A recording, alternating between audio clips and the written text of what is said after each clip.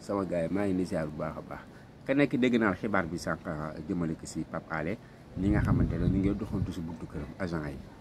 waaw am na sax ñu wax ne te loolu sax dama kaa dëggal saa yan naree waajal dala rek dañoo fexe ba jàpp Pape Alé parce que ñoom leen sul mu sullika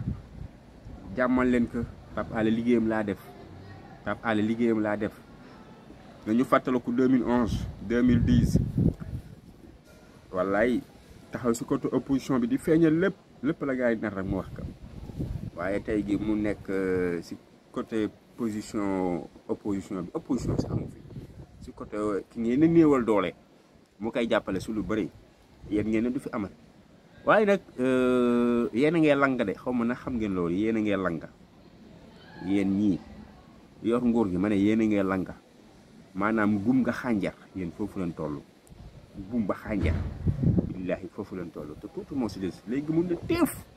dagga nag ngeen xam ne ne yàlla mooy joxe nguur yàlla koy jeexal waaw yàlla kenn du ko dicté si moo def ngeen ne ay ne yow nit ki di ngeen ko faagaagal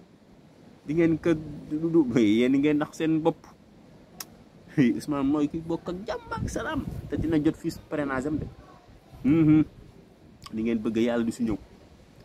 bëgg provoquer taal dëkk bi après ñi taal dëkk bi ñu ne ngeen den renvoyer élection loolu du am incha allahu taala du am élection dina am février 2024 si kantanu yàlla incha allahu rabbi te Ousmane Sonko dina bokk si élection yooyu bu soobee suñu moom noppalaku leen yàlla signé na ba pare dogal bi tàbbi na heure bi lay jot mu xaar te na ngeen xëpp seen bët te ngeen xool du ma waxantu